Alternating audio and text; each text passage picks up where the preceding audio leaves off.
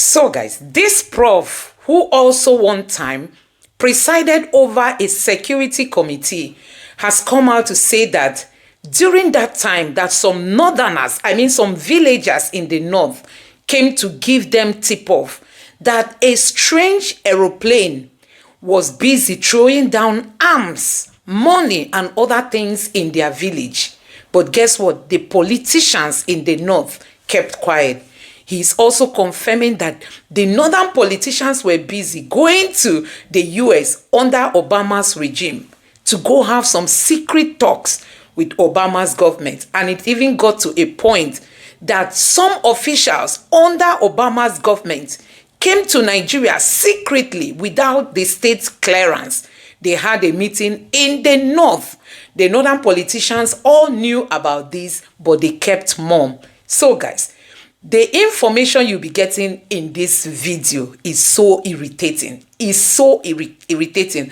And I cannot but allow you to just take a look for yourself and see how these people intentionally destroyed this country. And today, they are granting Boko Haram amnesty in the name of they've repented. Even Obama fought Nigeria during the time of Jonathan that Nigeria was violating human rights. And what he was talking about was that Nigeria should stop going after Boko Haram. Those are the things that this man has revealed in this video.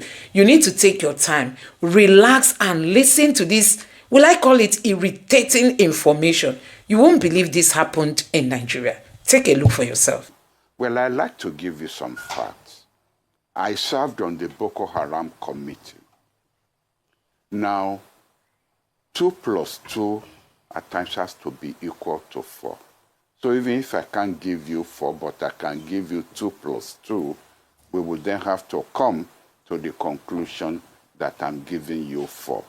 I served on that committee, and villagers kept telling us that in the middle of the night, helicopters piloted by white people kept landing and offloading guns, goods, and all kinds of and money to these people.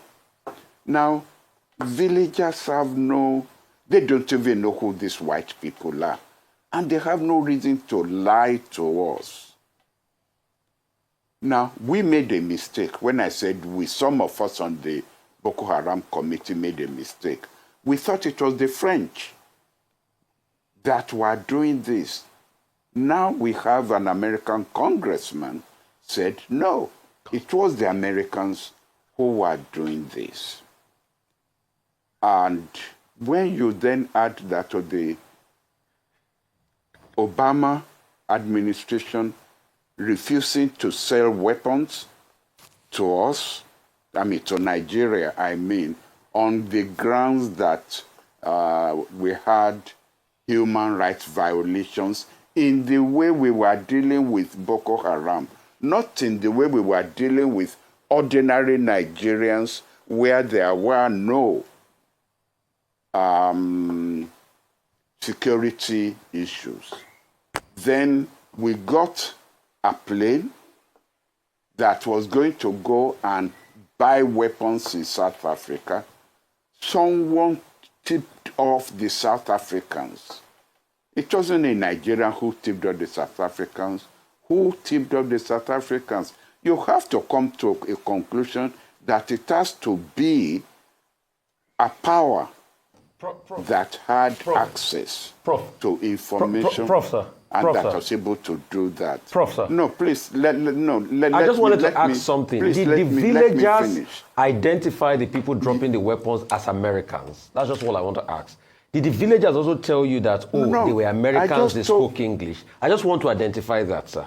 Did the villagers also identify them as Americans? I just told you. Now, Rufa, if you are not going to listen to me, I will stop talking so you can continue doing the talking. I have said so. I said the villagers knew these were white people. And I said we who were on that committee made the mistake of thinking they were French. But now it is an American congressman who's telling us that it was the Americans who did this. And you're asking me whether the villagers told us they were American. The villagers who don't know French from Americans, from British, they just knew that these were white people. Right. And and then they not only did that, they also penetrated our armed forces, because behind the scene, our boys would tell us that there were times when they will have Boko Haram people in the sight of their guns, and they will now ask their headquarters for permission to open fire, only for their superior officers to tell them to pull back and not open fire. That shows the extent to which there was penetration and destabilization of our own security forces. Now, who will do this? Who will destabilize our security forces? There were Nigerians also who were involved. And this is where I'm going to be careful. I'm not going to mention names, but people who were going to the United States, who were leading delegations to the United States during this period. Our ambassador there, unfortunately, is dead now, but he wrote reports about the activities of these Nigerians, some of them governors, who were involved with the State Department and who were also involved with the White House and what they were doing. Now, who were the people who organized trips for Hillary Clinton and Kerry? Who will ignore Abuja and fly over Abuja to go and hold meetings with political operatives in parts of Nigeria without clearance with our own Aso Rock and our own foreign office? Okay, right, Prof. Hillary Clinton and Jerry were American officials. Prof, can I have a follow-up? Yes. Prof, and I have a right to ask questions as a journalist because yes, I don't have a dog in this fight. I just want the truth. That's just it. And neither do I. And my point is, let us investigate. But I also want facts. And that's why I deliberately did ask you that question. When you say you are putting two and two together, you must be able to give an empirical, tedious link. That's just my point. That's why I asked you that question pointedly. Did the villagers say the people they saw were Americans? And you said no, they said they saw white people. My second question is, who are the Nigerians? And what did that report say about them and what they were doing in the White House? And why did that report not come to light? Because, in all fairness, Prof, it's unfair for us to come here and say we don't want to mention names for a Boko Haram insurgency that has killed a lot of people. It's very unfair to the memories of our troops that are dead and people that are dying and lives have been destroyed. So if that report was out, why didn't that report get out there so that we can see the facts in that report written? And what are the names of these people that were meeting this top American hierarchy? And what are also the names of those people that infiltrated the military and that said our troops should not shoot at this Boko Haram? We just want facts. I don't have a dog in this fight. I just want facts as a journalist. And we have a right to what facts are and the truth is. That's why I asked my question, Prof. So I don't have a bull, I don't have a dog in this fight. I'm just after the facts. Rufai, I agree with you. Neither do I. I also don't have a dog in this fight. I'm just a Nigerian, just like you.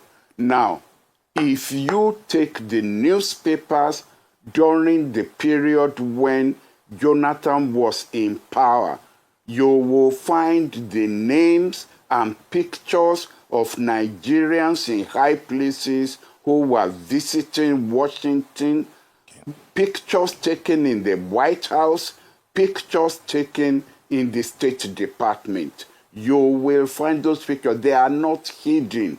And I cannot now go and look for those newspapers and hold up the newspapers, but those pictures are there. And in any case, if you Google Nigerians visiting Washington, governors, they are not unknown people, governors. And some of them are in the Senate, some of them are even who are occupying higher offices, who were visiting Washington. Not twice. Those pictures are available. So they are not top secret. All right, okay. So really, and I'm not really, if I'm going to write, a piece, then I will go and look for those pictures and look for those reports. All right, thank you so much, Prof. And first of all, let me start by saying congratulations on your recent appointment as chairman of the Governing Council of the Nigerian Institute of International Affairs. Congratulations. But let me ask you, just as we probe further with regards to the funding, recall that in a recent interview with another news station, international news station, the Chief of Defense Staff had actually said that they believe that there was some complicity with some international organizations. He wasn't just able to identify. What he had said was that some non-governmental organizations, because their findings revealed that some of these captured Boko Haram insurgents had foreign currencies on them. He questioned how they could, where they got their training from, how he had been sustained for many years. And even though there had been talks around local funders, there were also now implications of foreign funders. So that's just something to consider. I'd like to hear your thoughts on that. And then in the event that it is found out, because a call for investigation has been made, that this allegation, it's an allegation currently by the Congressman, but they should investigate further to understand what really happened. In the event that USAID is found to have funded, what would be the next steps? What are the options for Nigeria? And then what can we begin to do with regards to that relation? Thank you, Ayo. Look, in this murky world of intelligence, secret service, what have you, you will never get to the truth unless documents are declassified. That's what we call deep state operations. All I can tell you is, when I was serving on that Boko Haram committee, there were things we were told, which I even found alarming. But as I said, my focus was on the French, because it is the French that have had this tradition of trying to destabilize Nigeria. Dollars that were found on these Boko Haram people. There was an episode where a helicopter crashed in one of these northern states. And it was plenty of dollars that were scattered all over the place. Now, that doesn't mean that it was the Americans who were on that plane, because there are so many organizations who use the dollar, and I will not be surprised if various security or intelligence organizations or people who are involved in all these dark shade operations will use the dollar to cover their tracks and so on. So it does not mean, and that's why I didn't jump immediately that it's the Americans who were up to this until this congressman said it.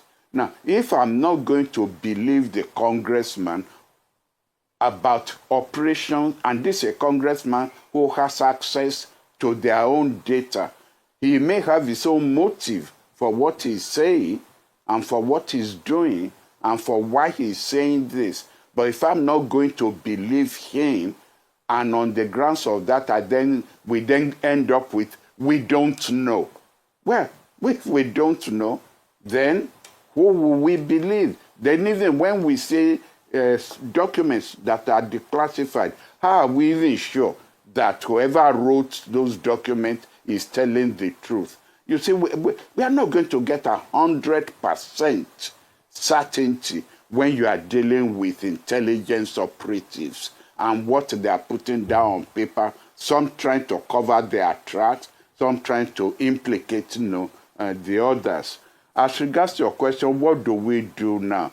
Believe me, and this is the most depressing part of this, there is nothing we can do. You are dealing with a superpower whose tentacles spread all over the world. I'm not saying this about Americans alone. I'm saying this about MI6, the British. I'm saying this about the French. I'm saying this about the Chinese. All these are superpowers whose tentacles are global and spread all over the world. There's nothing you can do about them. You put out one candle. Do you know how many candles that there are?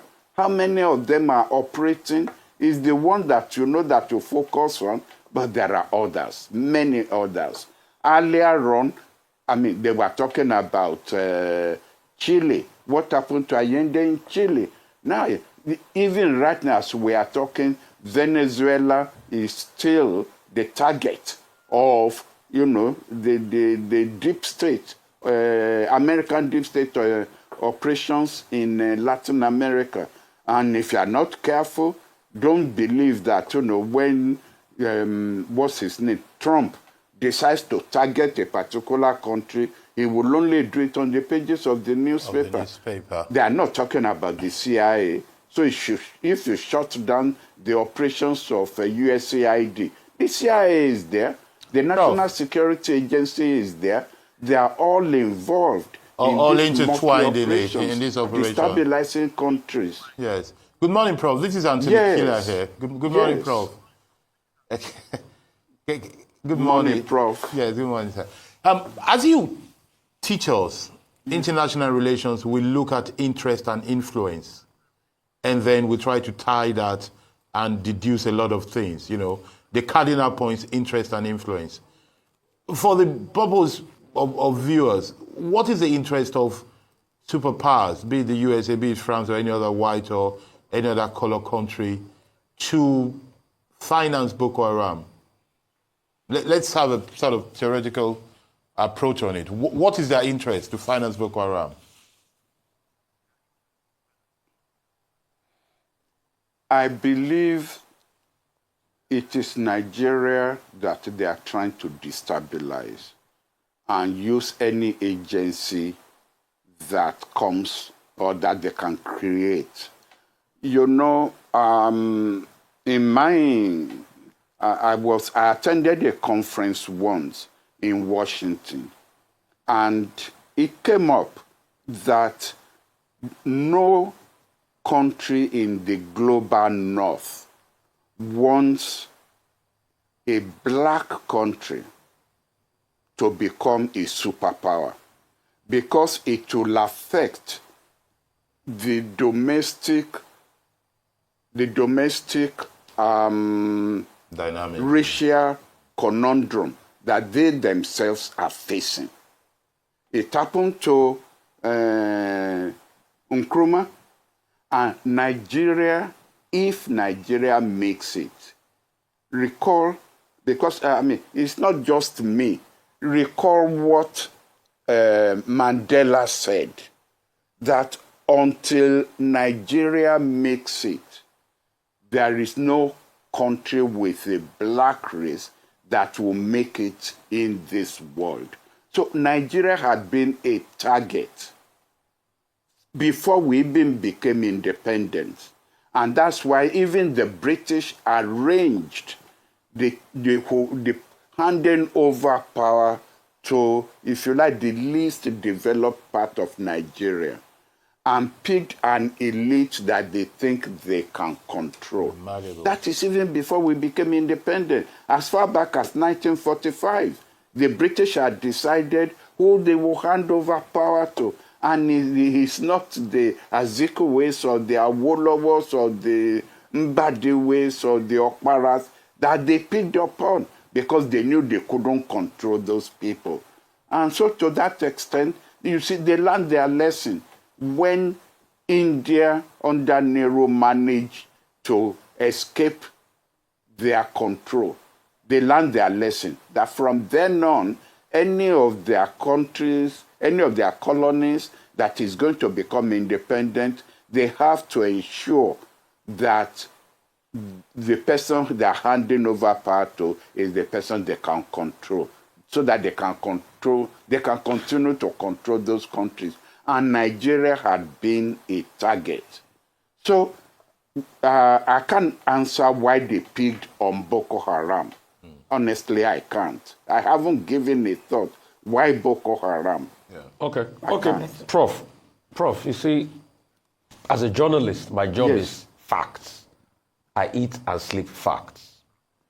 Again, I've gone through the newspaper article of the 12 governors in the north that went to America, and they talked about how they were going to, get more aid for development of their region and all of that. This was, in fact, some of the key personnel that were part of the governors then are in higher positions today in the country.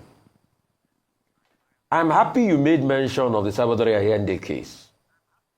I could only speak to the case because they were declassified documents by the perpetrators of the action based on what they did with ITT sponsoring the newspaper outfit called El Mercurio in Chile against Salvador Allende.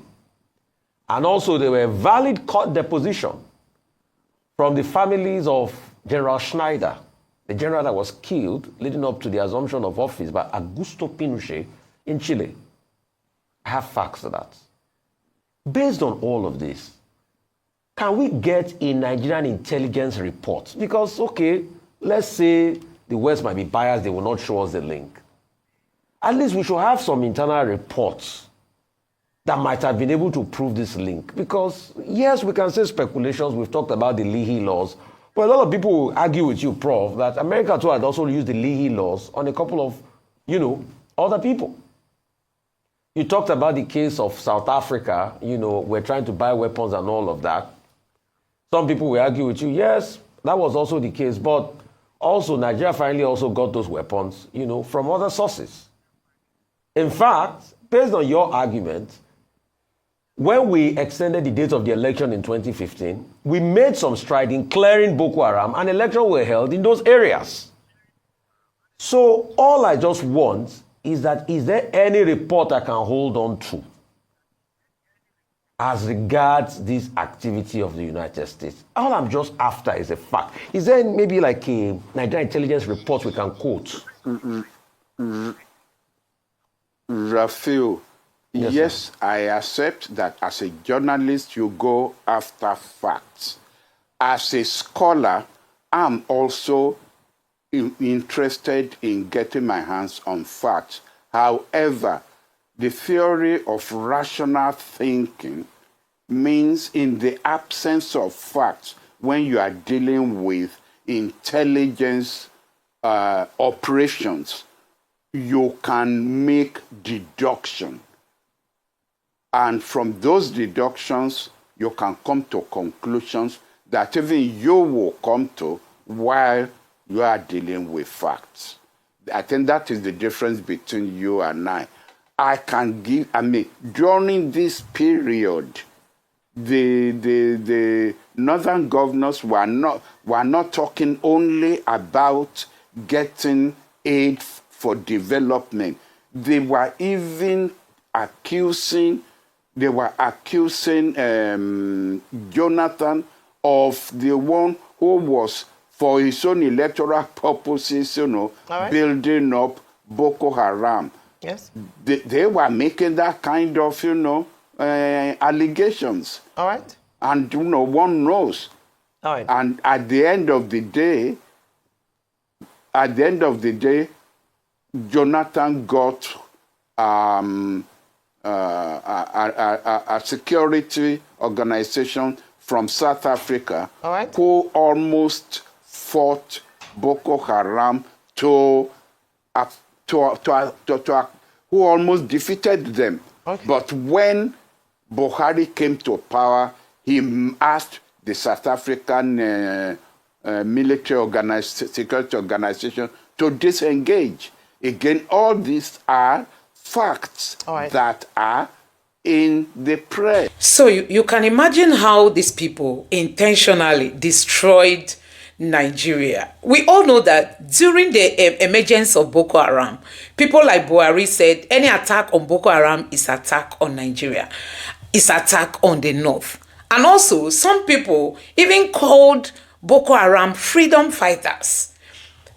You can see that even a politician from the north, from Borno State to be precise, came out to say that he was not the one that created Boko Haram. That Boko Haram was created under the current vice president of Nigeria. So you can imagine that the north knew what they were doing. They knew what they were doing.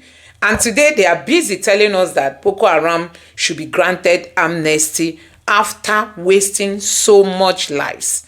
So many children are out of school because they cannot, they cannot manage the trauma they went through when they were kidnapped or when a relative of theirs was kidnapped and all that in the north. And guess what? Even the tokado that the Nigerian government bought under the Buhari's government, how many times have they used it on Boko Haram? They don't. They rather use it in the southeast, in case you don't know where they've been using all those. The military armwares are mostly used in the east in the name of they are looking for IPOB members, they are looking for ESN, they are looking for those agitating for Biafra. But the main people destroying the economy, destroying the image of Nigeria, destroying everything that represents this country are being left to roam around. And today they are busy granting them amnesty. So guys, what can be more hypocritical than what we are seeing today in this country? I can't believe all these things are happening and people are keeping mum. The worst part is that the Tinubu's government, is this government trying to say they don't have a clue of all this? Don't forget the ex-naval man that came out to say those sponsoring Boko Haram are known by the government. That was under Buhari's government. And UAE gave us the name of terror sponsors in Nigeria. The Nigerian government swept it under the carpet. What does all this tell you? Trump government is out to make the world a more peaceable and livable place. If only we can allow them to release more information as to what is happening in Africa. Honestly, the West has destroyed Africa. Let me know what you think about this in the comment section below. Please don't forget to subscribe to the channel, turn on the notification bell. Please give this video a like so that YouTube can recommend it to others. And drop your thoughts in the comment section below. Thank you.